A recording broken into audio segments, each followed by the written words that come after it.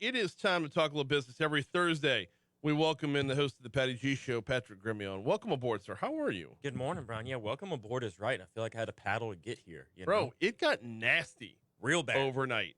Now, Taylor says out in Walker, out in Livingston Parish, he's like, it barely drizzled.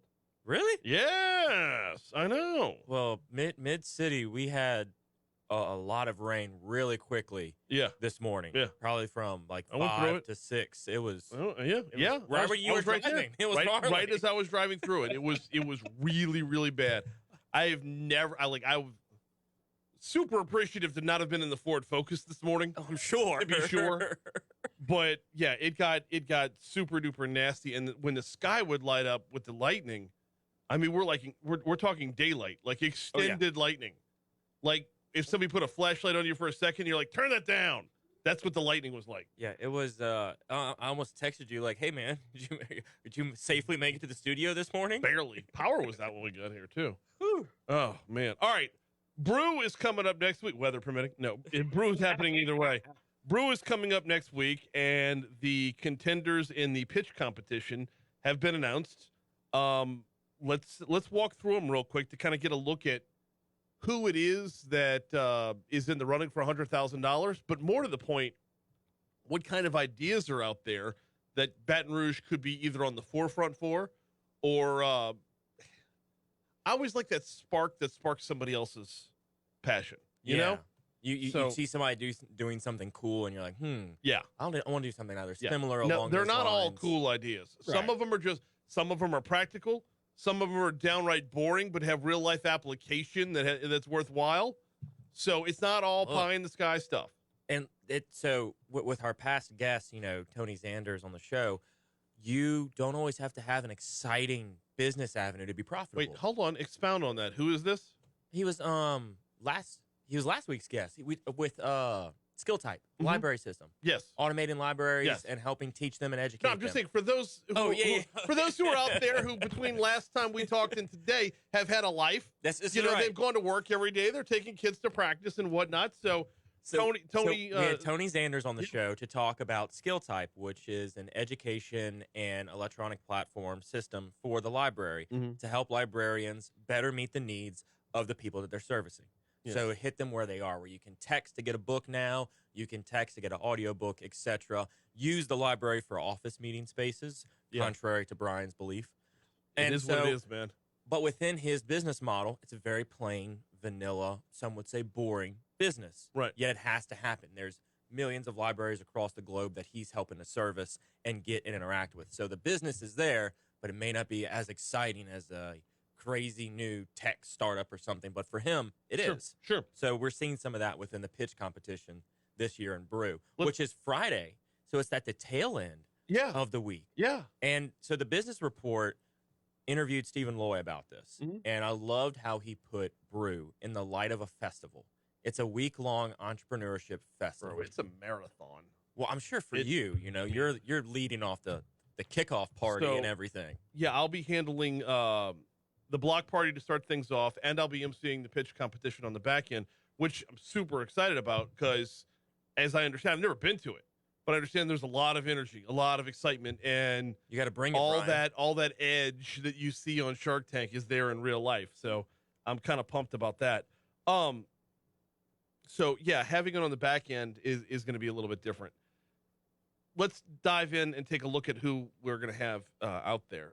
Jurisdeed, an online platform connecting a real estate property's historical records with its current legal interest holders to help facilitate transactions of distressed real estate and unlock opportunities for wealth creation and community prosperity. You know anything about these people and what they do? Yes. So this is an interesting component. So have you ever looked online in public records before? Have you ever had to do a public record search?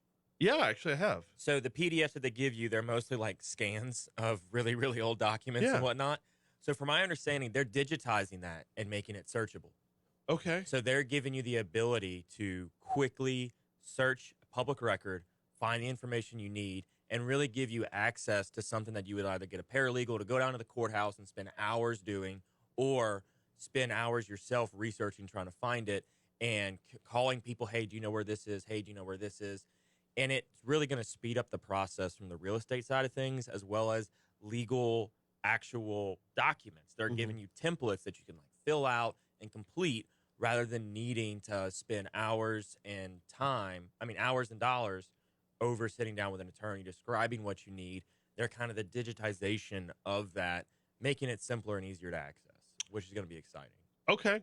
All right. And I I'm guessing this is where the pitch competition really sets forth with all the follow-up questions. Like, how do you get yourself implemented within the real estate world? Like, that's there's so many Yes. different branches to where you have to introduce your app to.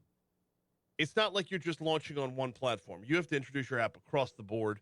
You have to make yourself user friendly from everybody, from everybody who Darren James, who is very tech savvy, to like the person who just, your Aunt Maud who works real estate on the side.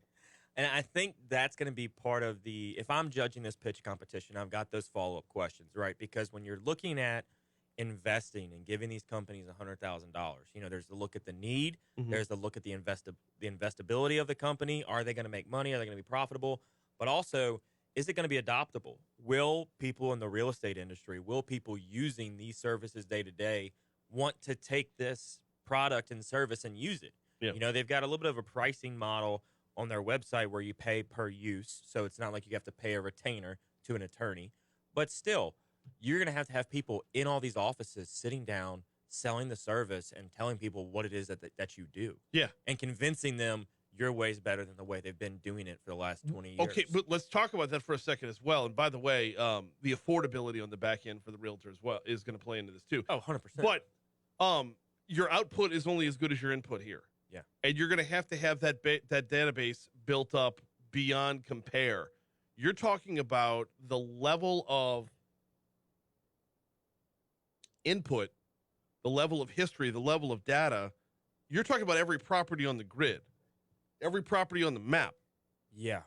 Having the backstory on all of it is A, going to be a very slow build, B, very time consuming, and C,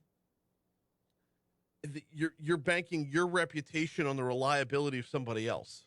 Right. And depending on how much in depth that this platform goes, what is it going to look at from a title insurance perspective? Yeah. If they're doing all of this on the front end, is title insurance, do they have the possibility to give the folks that offer title insurance a scare? Because now, are they needed? If if this platform operates in the way they intend to, they've got a lot more to get there. You're talking decades before you could lose the word insurance and feel assured. So, he's Patrick Gremion, host of the Patty G Show. We talk business every Thursday. Next week is the Baton Rouge Entrepreneurship Week. We're kind of going over the contestants in the high stakes pitch competition this morning. We're due up for a break in just a little bit, but I'll tell you who the other ones are.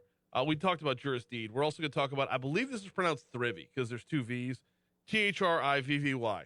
I thought it was Thrivy. It could be, but I mean, it's the two V's made me think it's a short I. As the MCer, you should probably know how to pronounce their names. I'm going to get all these things before I have to talk about them. Dawn Audio is out there, and so is Saris.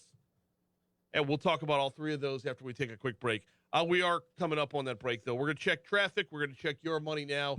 And then we will continue with Patrick Gremion, host of the Patty G Show, talking business as we do every Thursday right here on Talk 107.3 FM. Every 20 minutes. Ding. Ding.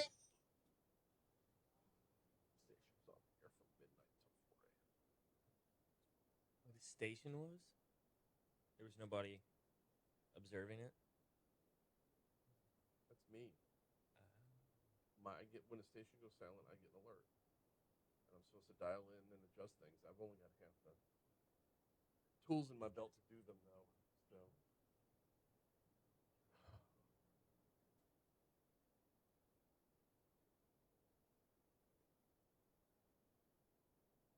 I was about to say, you're looking on the down end of exhaustion, man.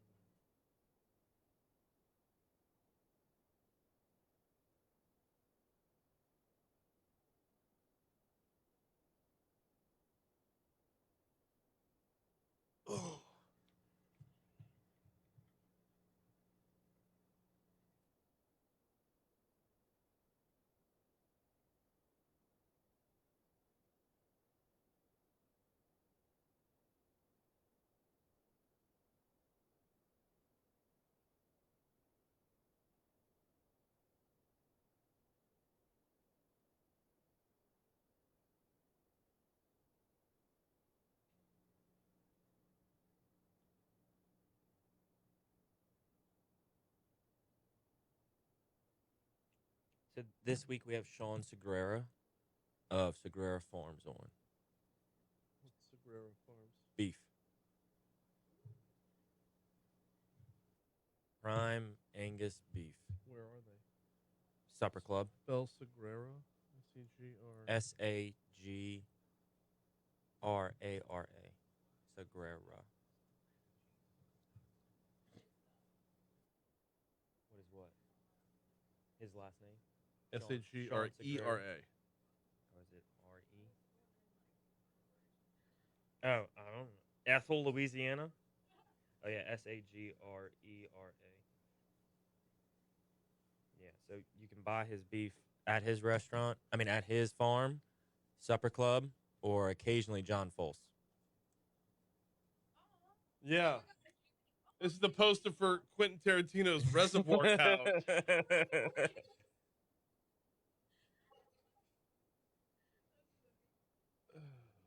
What makes them different? Genetics.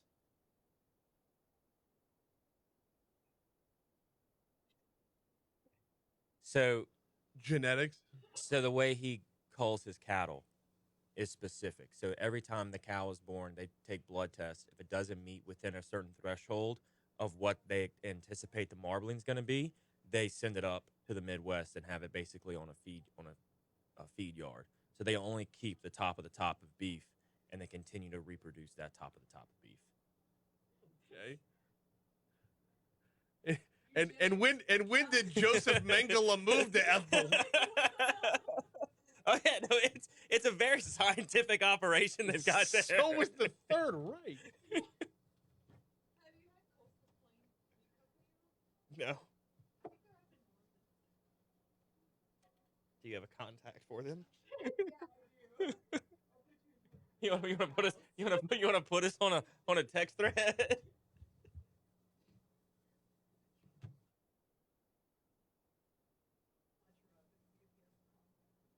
Perfect.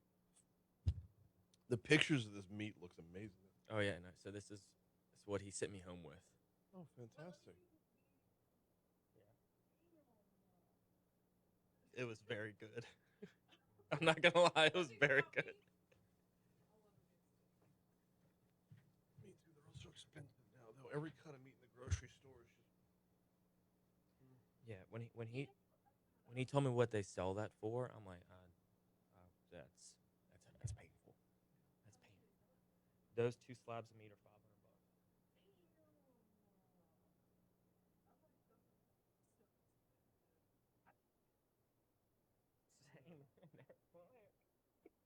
They're a client of mine.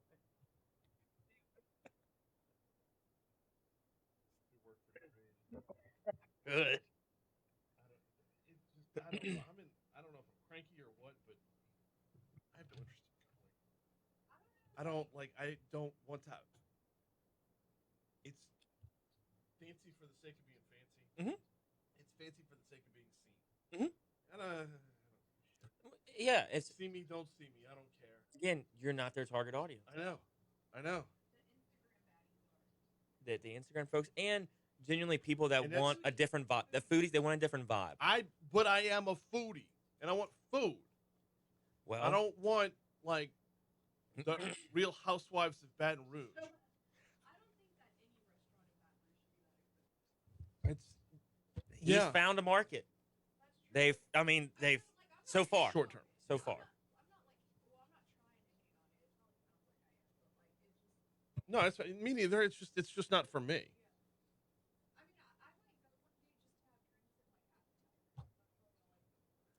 Give me Ruth Chris. Give me Rufino's. That's my jam. That's my vibe right there. And they're a different vibe. And there's obviously a select group of people, however long they're going to continue to go. Who knows? Oh, this makes me want to go see the bag of donuts.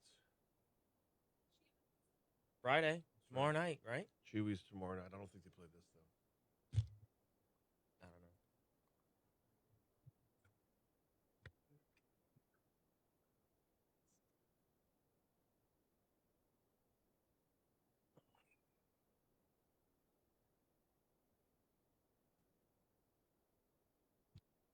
652 Talk 107.3 FM, WBRP. Mornings with Brian Haldane, rolling right along.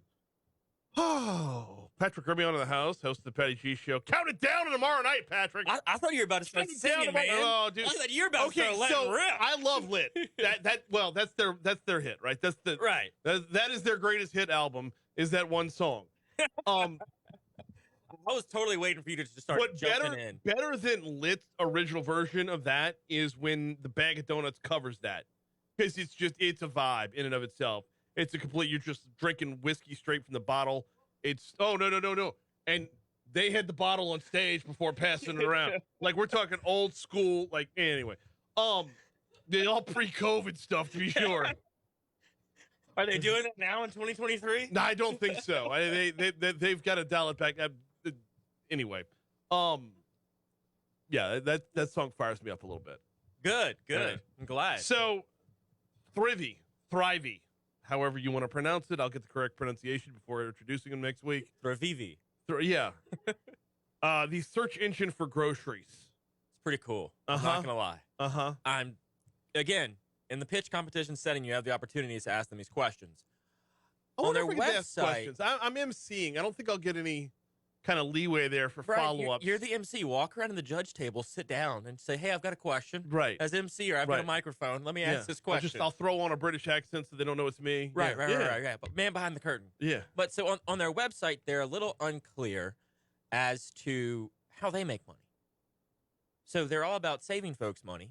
They're all about giving you comparison, and they're all about giving you transparency across the board when it comes to in-store, delivery, curbside pickup, all the pricing breakdowns, all the what are you going to pay for the same bag of Fuji apples at Calandro's, Rouse's, Whole Foods, right? That's the idea. It's what are you going to pay? Feel free to mix Matherns in there. I mean, and Matherns, they're not on the screen. Yeah. And Matherns, what are you going to pay at Matherns for the bag of Fuji apples? You know, does Matherns sell a case of Celsius? We'll never know. But anyways, you don't need compare. it by the case. You have one is good for the day. You don't a Celsius. You're drinking a case in a day. No. For those, Celsius is an energy drink. It's like Red Bull's cousin on steroids. Yeah, right. All right. So anyway, so you can compare where you shop before you go there. So their big thing is you're going to save hours on the front end, not having to go to all these grocery stores to know what is a decent price, what's an affordable price for you and your family. You know, are you shopping at Whole Foods because it's close, but you can go to Matherns and get a much less expensive experience? I guarantee you they're going to be less expensive than Whole Foods. You know, so Thrivivi is allowing you to compare before you go shopping. I'm curious, though, where they're going to make their money, especially from an investing standpoint. Before you get $100,000, what's that return going to be like, you know? Yeah, the harder sell for me for them is the need. There's a serious want, but is there a need? Is it real? At the end of the day, is the average $6 difference between pricing and delivery services enough to make me want to pick and choose from all over town, to have multiple deliveries coming in to get my Fuji apples from one place and my cold cuts from another? So I think, I don't think there's going to be people going and splitting up their grocery bills. Right. Like going shopping at Matherns, then at Rouse's, and at Calandro's to get one set of groceries for the week. Yeah.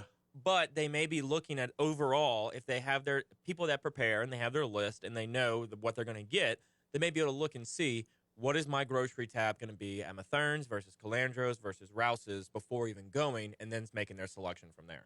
So from their website, it says for a family of four, they could be overspending on groceries by up to $500 a month on routine shopping trips. Now, that's an impact there, Brian. I question that number. I mean, $500 a month? For a family of four? I have a family of five, and we'll go to Costco or Sam's Club every other week, okay, and do all the other midweek grocery shopping. We would have to be wasting 2/3 of our grocery budget in order to be overspending by $500 a month. Not happening. Yeah. Again, a question you can ask them, where do they pull their stat? Now, that being said, though, on the want end, definitely there. Yeah. Definitely there. So I guess their biggest hurdle to overcome would be changing want to need. Right. What do you know anything about Dawn Audio? So Dawn Audio, from my understanding, is a collaborative tool for music producers, audio producers, podcasting producers to basically bridge the gap between, hey, Brian, I'm going to upload it to the Google Drive, you download it, and then put it on your software to add in your music, or you give me a thumb drive to add in your cuts in my section. Now they all kind of go together collaboratively to make one unified platform to work together. Yeah, basically, it's We Are the World through Zoom. Yeah, but now we can actually edit our music together. Yes. Yeah, We Are the World was in the 80s when like all the artists came together at one time to do that one big collab song. Brian. Was that for AIDS in Africa or something? Anywho. The 80s. Read the room, man. Yeah, no, I am reading the room, not this room, the overall audience. What we got 1 minute left. What's Ceres? So Ceres is actually a really cool little cereal plant-based product that gives you, your keto friendly, your vegetarian friendly, and it gives you access depending on where you're at and you want to purchase it. So the story behind them is they were in a food desert in Baton Rouge in New Orleans area. And they were like, we don't have access to healthy foods. So they took it upon themselves to make Ceres a cereal snack plant-based food option that gives you 20 grams of protein in every packet. Okay. So, again, very interesting simple concept. Very simple. But what I love about this, and we got to wrap it up because we have less than a minute to go. But what I love about this is you got 4 completely different ideas. Yes. You have 2 services and 2 products, basically. I would say 3 services and 1 product. Well, no, I guess Durasteel is a product. Is that your product? No, I was saying the music was a product. The cereal bars are a product. Okay. The other 2 would be more along the service end. Anyway, it's all coming up next week with Brew. He is Patrick Gremion, host of the Patty G Show. Who's on this week? This week we have Sean Segura of Segura Farms. We're out there talking beef. Talking beef. Beef and science. Gotta love that. Always appreciate you coming in, man. Thank you, Brian. Thank you. All right, Patrick's going to go out and brave the weather, although it's actually looking not too bad right now. We'll get you a full forecast after we check ABC News and Traffic, which is coming up now on Talk 107.3.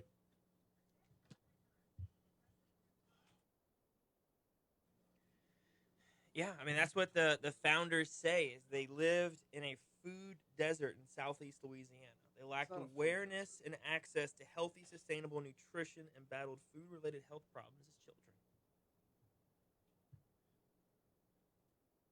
But they do make it in Shreveport and Los Angeles. Yeah. It's not a food desert. They just don't have the picky shit that they want. Well, now they made it. There's a huge, well, and that's great. Yes, absolutely. That's fantastic. No sugar, 100% vegan, keto-friendly, gluten-free, non-GMO, palm oil-free. So if you don't have that, basically cardboard. Sugars come out of the ground. Yeah. I hate the no sugar push because, well, first of all, if you're no sugar and you're trying to promote any kind of flavor, you are modified in some form or fashion. I hate the term non-GMO too. You know what's GMO? Seedless grapes. You know what's GMO? Those cows. Yeah. Yo, for sure. That's right. Like the term GMO, if it were used the way it's supposed to be used, meaning completely made in a laboratory, then that would be one thing. But yeah, any cross-pollination, any cross-planting of anything. Bananas? Are they genetically? I don't know. Are they? I think so. Okay, then. How? I don't know. I'm pretty sure Now I gotta look it up before I go around town saying that bananas are GMO. I need to know how. Yeah, I'm curious. So he was a LSU grad, went through the entrepreneurship program there. Oh, the Cirrus people? Yeah. So I'm curious. I'm gonna get him on the show, and I really want to do a live taste test on the show, and give honest feedback to him. I don't know if I'd do it live. Why not? Because people don't like honesty. Yeah, it tastes like cardboard. Vegan, keto, and gluten free. Like what is in there, man? Hour 2 of the show is gluten free, by the way. Is it 100%. Is it non-GMO too? It's hard to say. Are bananas GMO? I'm trying to read. Look at that. Right Look at now. that. Look at that. Look at it. Said that It says they're sugar not- free. There's a strawberry. Strawberries have sugar in them. Yeah. You grow it out of the ground, and Like, it's I going to feel have like it's natural super sugar. yellow or something like that. Like, Oh, and so they do- you're saying they're making the claim that there's no sugars? I'm not saying they're making the claim. They're making the claim. It says no sugar? Right there on the damn homepage. I wonder if they just mean no added sugar. Maybe It's not what they didn't- say. They say no sugar. Okay, so but they're showing a sugar block.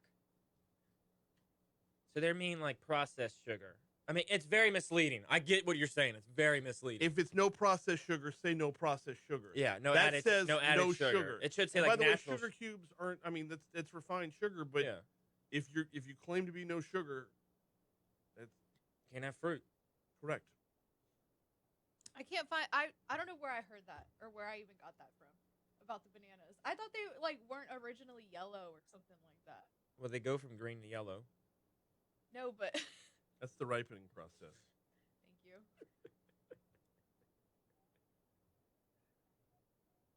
I'm sure there's some genetic modification in bananas.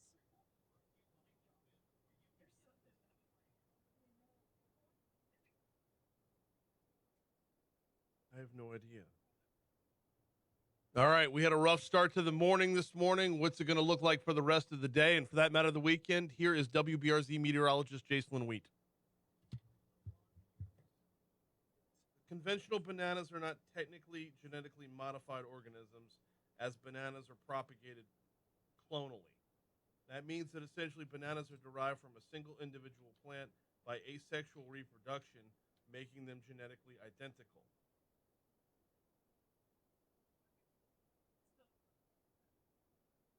It means they weren't genetically. Interesting.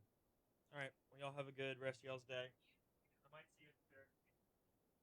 I'll be volunteering a lot.